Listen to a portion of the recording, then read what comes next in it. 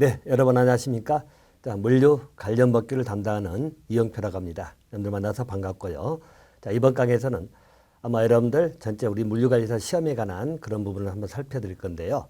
벌써 우리 물류관리사가 25회 시험을 대비하고 있네요.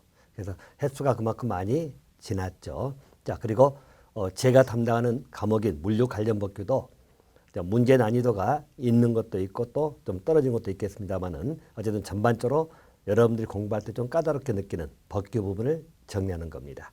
자, 먼저 우리 시험에 관한 거 잠깐 소개를 하고요. 가도록 하겠습니다.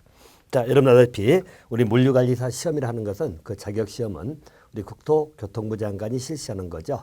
그래서 매년 1회 실시하는 것이고요. 물론 수급상 필요하다고 인정이 되면 연 2회, 즉 2년마다 실시할 수도 있어요. 그래서 일반적으로 연 1회 실시한다 이렇게 잡아두시면 될 것 같네요. 일단 우리 물류회사 시험 자체는요. 우리 시험 출제되는 과목을 한번 살펴드리면 자, 우리 자격증 시험은 전부 다 똑같겠습니다만은 우리 물류회사 시험도 기본적으로 객관식 문제로 출제가 됩니다.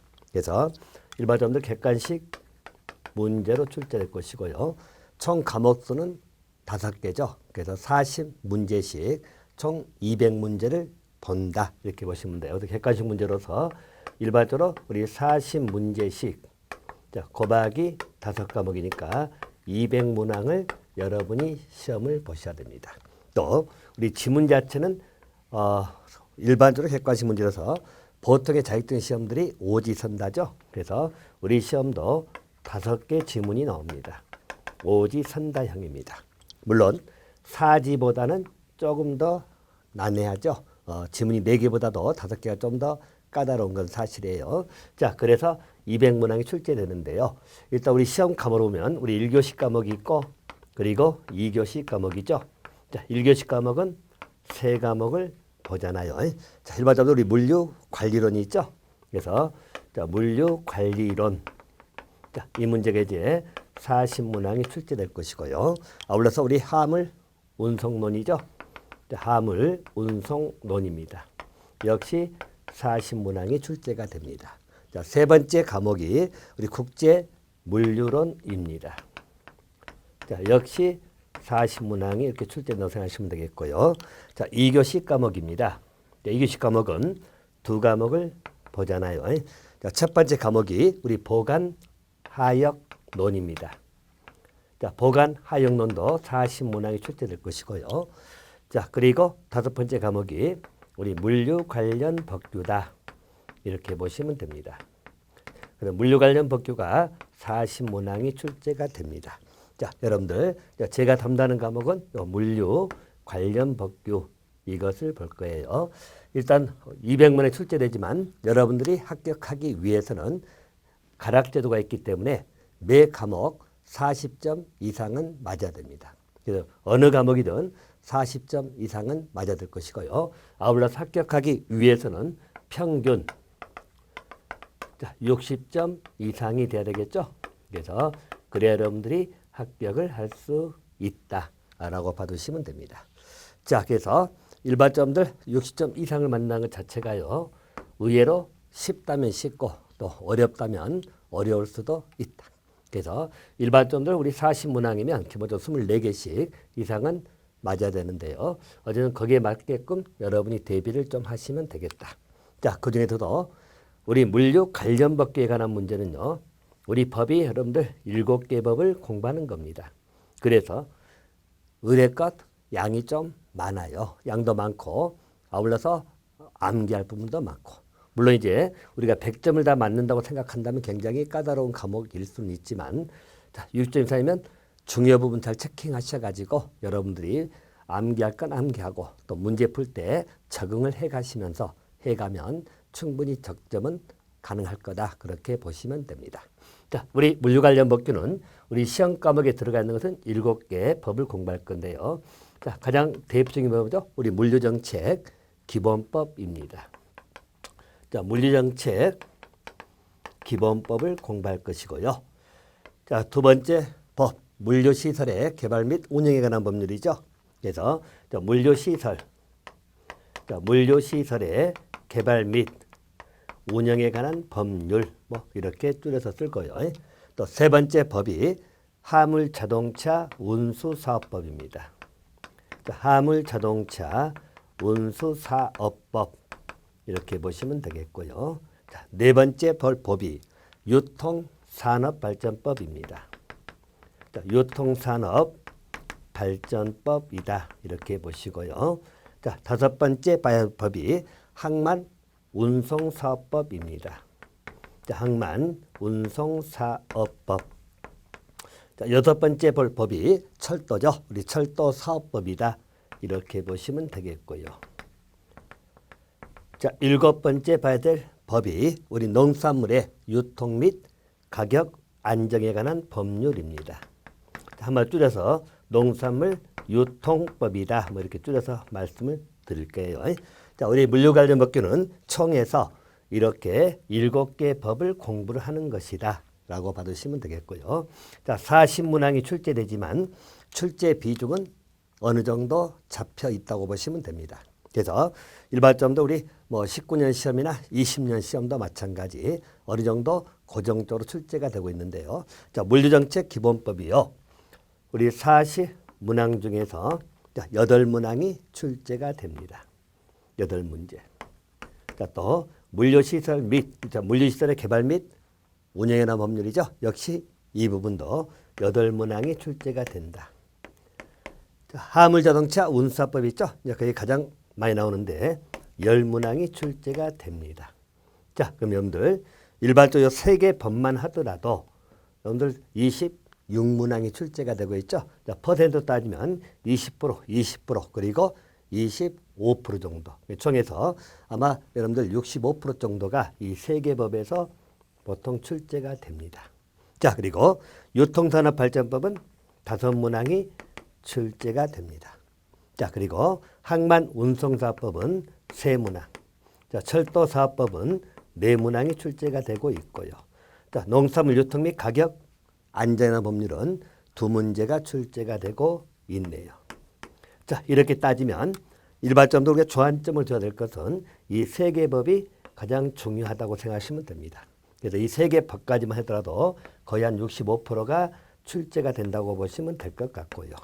자, 나머지 유통산업발전법이 좀 더 나오죠. 철도사업법 이렇게. 그래서 일반적으로 우리가 6점 맞기 위한 전략적 문제로 본다면 자, 우리가 계산상으로는 그렇죠. 일반적으로 이거 3개만 다 맞아도 충분하다라고 볼 수 있겠지만 3개 다 맞기는 어렵다 치더라도 나머지 몇 개씩 보완해가지고 원하는 점들을 취득하면 될 겁니다.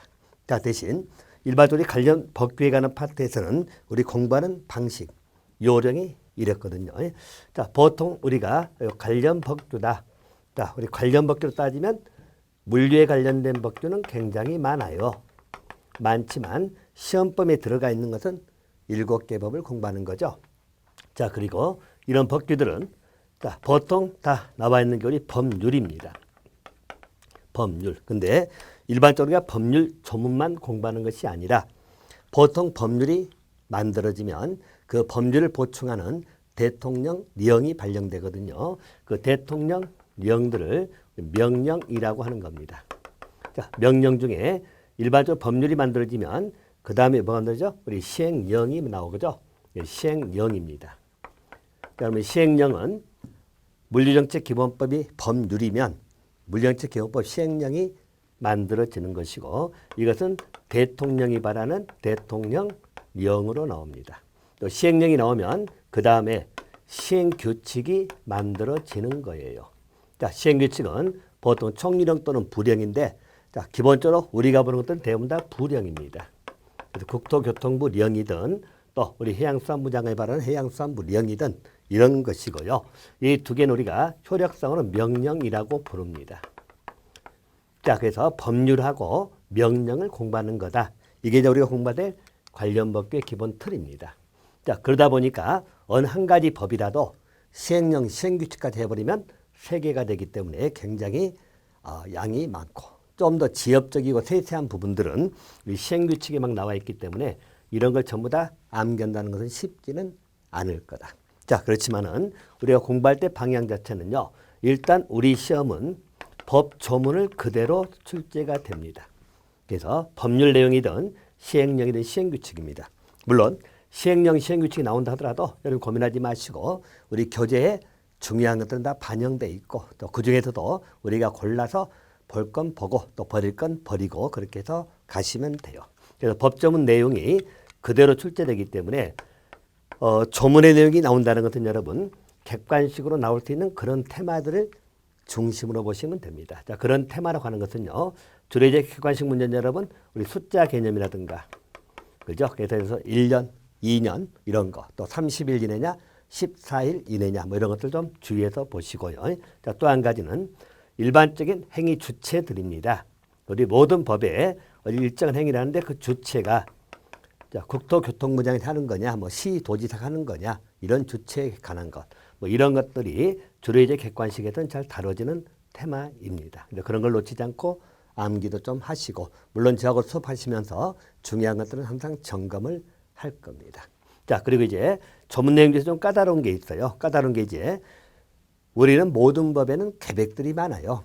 그 계백의 내용을 물어보거나 내지는 뭐 고려사항들, 고시사항들 해가지고 암기할 것들이 많은 것 이런 것들은 사실 완벽하게 암기하기는 좀 어렵습니다. 또 법이 많다 보니까 막 서로 섞이기도 하고 그래요. 자, 그래서 일반적인 우리 내용에 관한 것들은 자, 중심은 이런 걸 보고 나머지는 선별해서 볼 거다 이렇게 봐두시고요.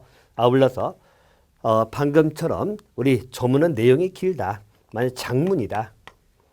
그러면 지문이 여러분 길게 나오겠죠. 보통 조문을 그대로 붙이면 여러분들 지문 자체가 2줄, 3줄 넘어가고 5개 지문이면 15줄 가까이 될 수도 있습니다. 문제까지 포함해서. 그래서 이걸 공부할 때는 전체 지문을 우리가 암기할 수 없기 때문에 항상 핵심 단어를 공부한다. 이렇게 보시면 됩니다. 자, 우리 여러분들 키워드라고 들어보셨죠? 자, 그래서 이걸 기억해 놓으셨다가 고르는 연습 그렇게 좀 하시기 바라고요. 또 세 번째 여러분 공부할 방식에는 일반적으로 우리가 암기를 해야 되는데 기본적으로 암기가 되기 위해서는 어느 정도의 이해. 자, 이해라고 하는 것은 수업 시간에 설명해 드릴 거예요. 이런 이러한 방향이라고 해서 이해 좀 해 놓으시고 그리고 어느 정도 이해만 하시면 됩니다. 우리가 100% 이해할 수 없는 건 실제 우리가 행위를 안 해본 이상은 정확하게 암기, 즉 이해가 안 될 수도 있어요. 그래서 어느 정도 이해를 하고 이제 암기도 할 건 암기를 해야 됩니다. 근데 암기할 땐 여러분 흔히들 이야기하죠. 암기하면 자꾸 잊어먹는다. 물론 정상입니다. 우리가 잊어먹지 않는다는 것은 엄청나죠. 망각하지 않으면 안 되는 거죠. 그래서 일반적으로 암기한 것은 여전히 여러분들이 반복을 또 하셔야 됩니다. 반복. 자, 그래서 이 과정을 거쳐야 될 것이고요. 자, 그리고 이제 마지막 우리 객관식 문제 2으로. 자, 객관식 문제는 일반적으로 문제 푸는 스킬, 다시 말하면 문제 적응에 관한 일종의 적응 과정이 또 필요할 것이다.